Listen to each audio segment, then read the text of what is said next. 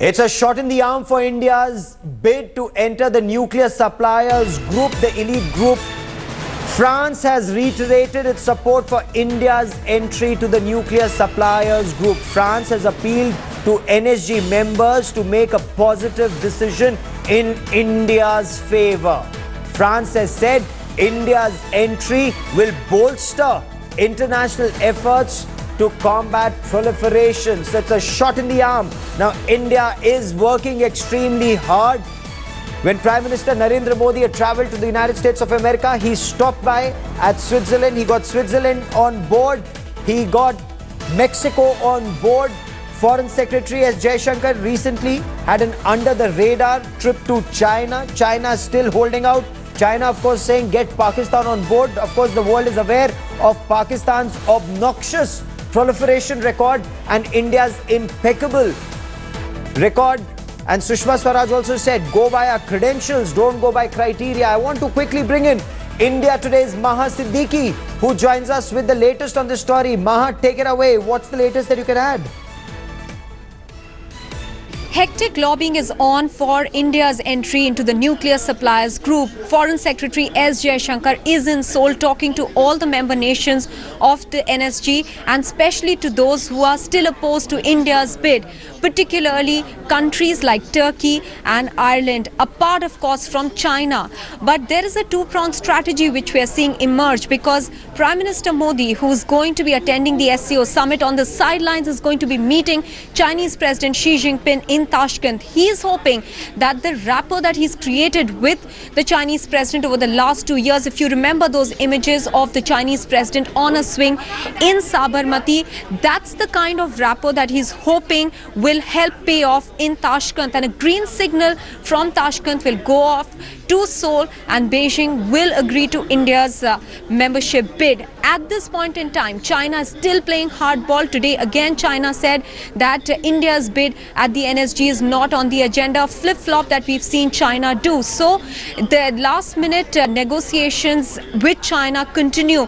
In fact, on the other hand, US is also engaging both with China and India. In the case of China, trying to assuage China's concerns as far as India goes. Now remember, in 2008, there was a similar posturing done by China when India needed a waiver from the NSG for the Indo-US civil nuclear deal. And at that time, remember, President Bush had made a call himself to his Chinese counterpart. And that is something, as we are being told by our sources, is a similar situation is not ruled out this time as well. A shot in the arm there for India also, with France making a statement asking all the 48 member nation NSG to come to a positive decision on India, saying that it will help bolster the efforts in non-proliferation. Okay. Maha Siddiqui, for the moment, many thanks. Keep tracking that story. I will come back to you for more on this story. So the United States has come out strongly in support of India, as has Russia, the UK and now France. But China is holding out, Turkey is holding out. A hostile China continues to block India's bid to enter the nuclear elite club, the NSG. China has once again underlined its opposition to India's bid for membership of the NSG, stating that nuclear secure suppliers group membership and its meeting in Seoul will only deliberate on entry of members who've signed the NPT, the Nuclear Proliferation Non-Proliferation Treaty. From Beijing, Anand Krishnan with this report.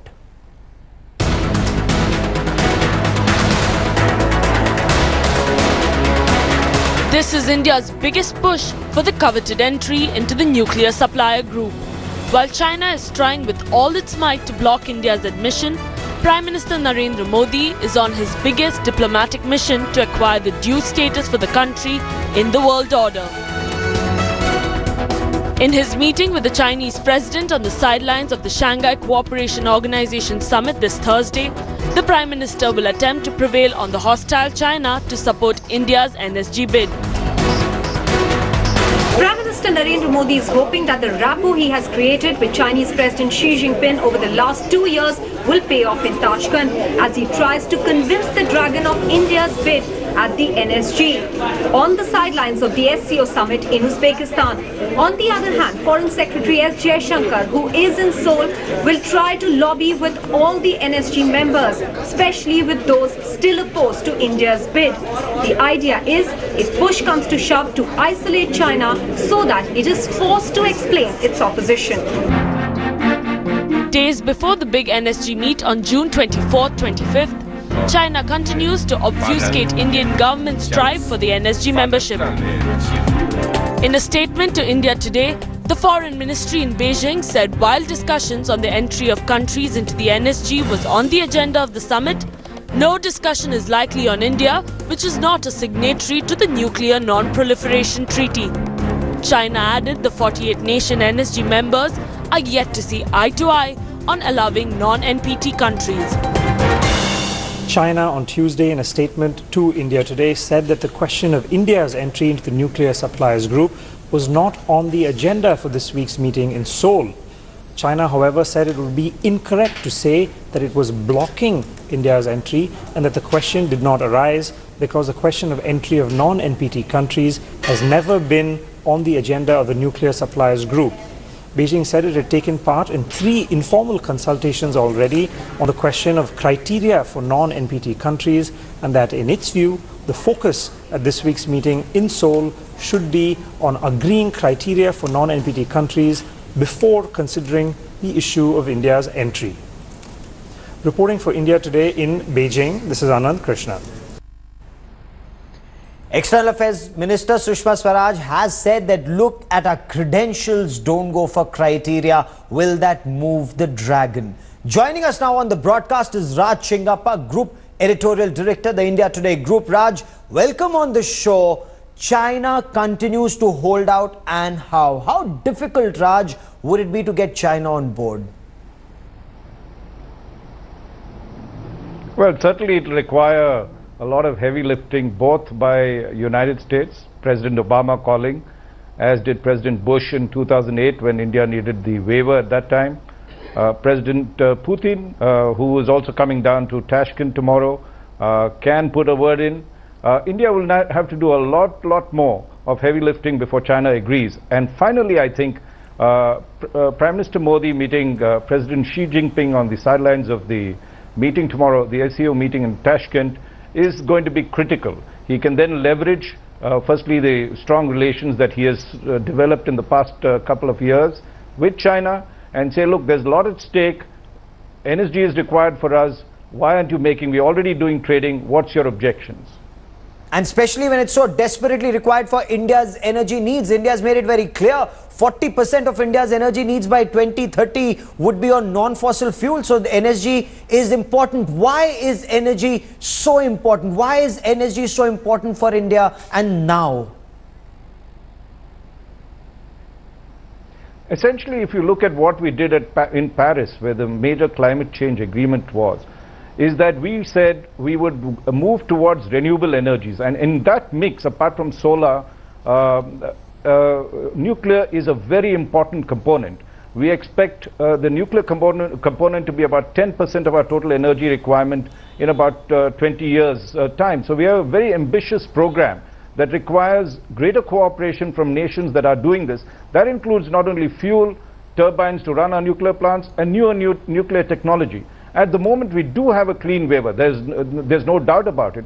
But as we have seen in the past, the rules of the game can be changed. And that is why it's very important that we get into the NSG club. Okay, so we want to be on the inside of the club, not a one-time waiver. Raj, China talks about Pakistan, but when the world looks at Pakistan's rather obnoxious record when it comes to nuclear proliferation, how can India and Pakistan ever be equated? So what's China's bigger game? Does China want to stop India's rise? Is that the real game? I think it is a power play, essentially. Everyone knows that Pakistan's track record is abysmal when it comes to nuclear non-proliferation. But when you look at what India has done in the last couple of months, Firstly, it's got closer to the US.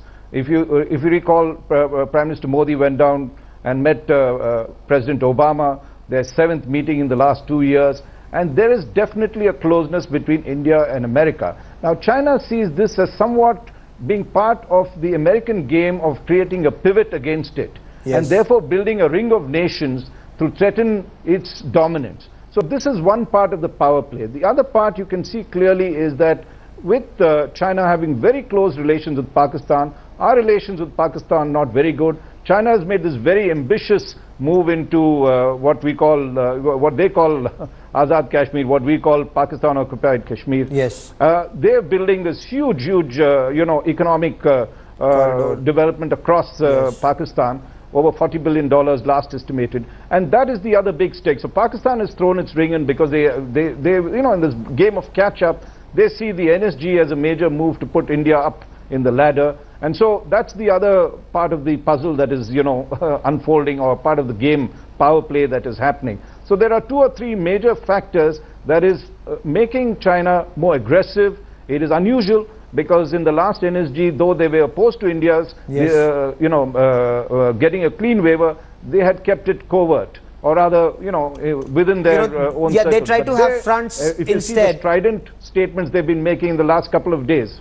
So is that more posturing, because India's diplomacy seems to be working overtime? The Prime Minister's personal push, he went to Switzerland, he went to Mexico, America coming out in India's favor. You spoke to President Putin in Russia, Russia speaking out in, you reported on how Russia was speaking in Russia's in India's favor. France has said that, UK has said that. So is China the only country, or how real is Turkey's opposition? Can India get everyone on board? No, I mean, the nuclear suppliers group operates by consensus. So even one country, whether it's China, whether it's Turkey, or any other country, island, can stop the process for a membership that for India to happen.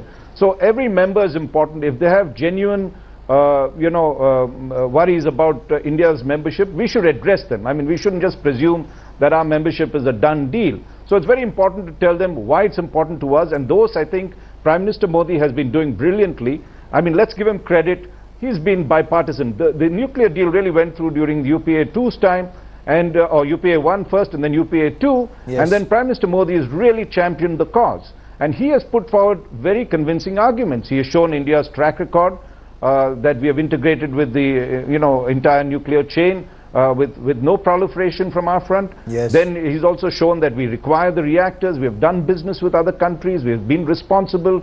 We have handled our internal security, nuclear security. We have aligned ourselves with the International Atomic Energy Agency's rules. We have demonstrated great faith. We have shown responsibility. And he's come back and said, don't also forget, I've signed the climate change agreement. India was a naysayer for a long time. It's cooperated with the world because it says the renewable energy is the key to saving the earth. So I think on all these fronts, there are very good arguments that India has, but it needs to convince. Even on China, if China does raise a criteria, as the Russian president told me, we need to look at what China is talking about. Address those concerns, because if we go too quickly on that, we will be coming up with a problem with Pakistan. So I think there are very, very clear maneuverings going on, and we need to see what will be the sort of compromise they'll reach tomorrow, whether it'll be a clear victory for India, or China will succeed in either postponing it for another year, or we'd sort of get an in-between result. Okay, we will track that story very closely. Raj Chingappa, for the moment, many thanks for joining me here. This is an idea whose time has clearly come. Will China be isolated and try and stop India's march? We'll track that story. A quick break coming up.